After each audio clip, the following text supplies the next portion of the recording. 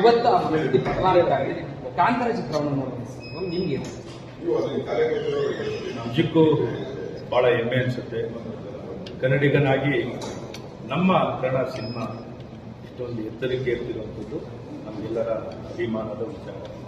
ಹಾಗಾಗಿ ನಾನು ಈ ಒಂದು ಸಿನಿಮಾನ ಅದ್ಭುತವಾಗಿ ನಿರ್ದೇಶನವನ್ನು ಮಾಡಿ ನಟನೆಯನ್ನು ಮಾಡಿರುವಂಥ ರಿಷಬ್ ಶೆಟ್ಟಿ ಅವರಿಗೂ ಮತ್ತು ಇಡೀ ತಂಡಕ್ಕೆ ಹಾಗೆ ಹೊಂಬಾಳೆ ಪ್ರೊಡಕ್ಷನ್ ವಿಜಯ್ ಗುರುದರ್ ಅವರಿಗೆ ಹೃದಯಪೂರ್ವಕವಾಗಿ ಅಭಿನಂದನೆಯನ್ನು ಸಲ್ಲಿಸ್ತೀನಿ. ಕನ್ನಡಿಗರ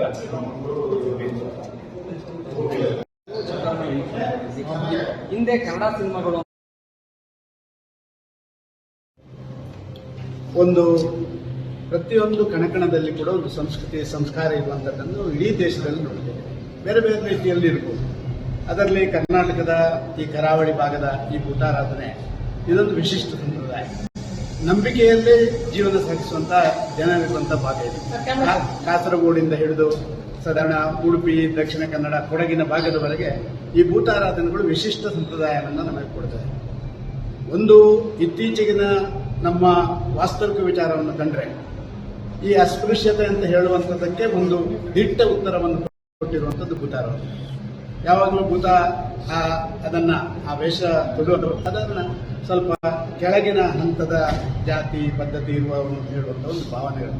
ಆದರೆ ಅವರು ಆ ಸಂದರ್ಭದಲ್ಲಿ ಇಡೀ ಆಡಳಿತ ಮಾಡುವಂಥವರಿಗೆ ಆದೇಶಗಳನ್ನು ಕೊಡುವಂಥ ಇವತ್ತು ಇದನ್ನು ನೋಡಿದ್ರೆ ನಮಗೆ ಗೊತ್ತಾಗುತ್ತೆ ಏನು ಅಂತ ಹೇಳಿದ್ರೆ ಅಧಿಕಾರಿಗಳು ಕೂಡ ಒಂದು ಹಂತದಲ್ಲಿ ನಿಜ ಈ ದಟ್ಟ ಅರಣ್ಯದಲ್ಲಿ ಭಾರಿ ಹಿಂದಿನ ನಡೆದು ಬಂದಂತ ಒಂದು ಭವ್ಯವಾದಂತ ಒಂದು ಶಕ್ತಿ ಇದೆ. ಆ ಶಕ್ತಿ ಈ ಜನರನ್ನು ರಕ್ಷಣೆ ಮಾಡಿದೆ ಅಂತ ಹೇಳುವಂತ ತೋರಿಸಿಕೊಟ್ಟಿದೆ ಮತ್ತು ಎಲ್ಲರನ್ನು ಒಟ್ಟು ಮಾಡುವಂತ ಒಂದು ವ್ಯವಸ್ಥೆಗಳು ಇಲ್ಲಿ ನಡೆದಿದೆ. ಇದು ನಮ್ಮ ಧಾರ್ಮಿಕ ಆಚರಣೆಯಲ್ಲಿರುವಂತ ಒಂದು ವಿಶಿಷ್ಟವಾದಂತಹ ಸಂಪ್ರದಾಯ ಕರಾವಳಿ ಪ್ರದೇಶ. ಕರಾವಳಿ ಭಾಗದ ನಿಜ ಜೀವನದ ಚರಿತ್ರೆಯನ್ನ ಬಿಚ್ಚಿಡುವಂತ ಒಂದು ವ್ಯವಸ್ಥೆ ಅಲ್ಲಿ ರಿಯಲ್ ಆಗಿ ಏನ್ ನಡೆಯುತ್ತೆ ಯಥಾವತ್ತಾಗಿ ಇಲ್ಲಿ ಚಿತ್ರದಲ್ಲಿ ತಂದಿದೆ. ಅದೇ ಅದರ ಬ್ಯೂಟಿ. ಮತ್ತೆ ವಿಶೇಷವಾಗಿ ಈ ಕರಾವಳಿ ಪ್ರದೇಶದಲ್ಲಿ ಭೂತಾರಾಧನೆ ಬಹಳ ವಿಶಿಷ್ಟವಾಗಿ ನಡೆಯುವಂತ ಪದ್ಧತಿ. ಇದು ಕೆಲವೇ ಜನರಿಗೆ ಮಾತ್ರ ಗೊತ್ತಿತ್ತು. ಈ ಸಿನಿಮಾದಿಂದ ಕಾಂತಾರ ಸಿನಿಮಾದಿಂದ ಇವತ್ತು ಇಡೀ ಪ್ರಪಂಚಕ್ಕೆ ಗೊತ್ತಾಗುವಂತ ಒಂದು ವ್ಯವಸ್ಥೆಯನ್ನ ಈ ಸಿನಿಮಾ ಮಾಡಿದೆ.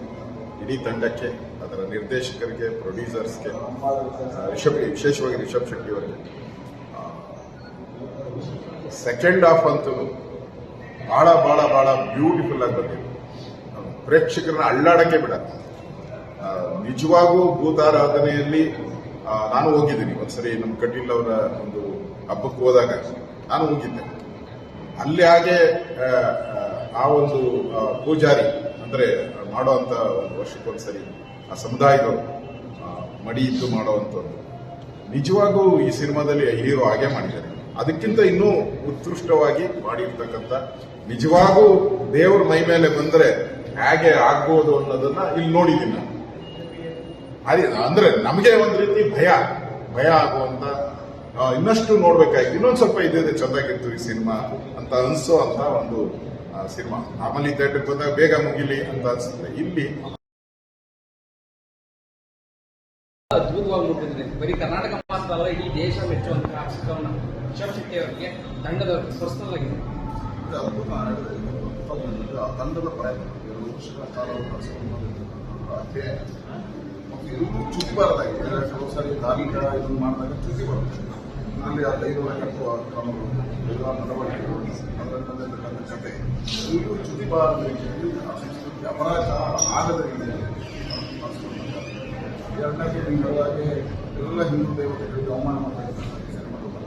ಮತ್ತು ಹಿಂದೂ ಪರಂಪರೆಯ ಒಂದು ದೈವಾರಾಧನೆಯಿಂದ ಕೀಳ ಕನ್ನಡದ ಜನ ಜಾಸ್ತಿ, ಬೇರೆ ಕಡೆ ಜನರಿಗೆ ಅಲ್ಲಿ ನಂಬಿಕೆ ಕಡಿಮೆ. ಆದರೆ ಅದನ್ನು ಒಂದು ಬಹಳ ಅದ್ಭುತವಾಗಿ ಭಾವನಾತ್ಮಕವಾಗಿ ಜನರ ಹಿಡಿದುಕೊಳ್ಳುವ ಕೆಲಸಗಳು ಮಾಡಿದ್ದಾರೆ.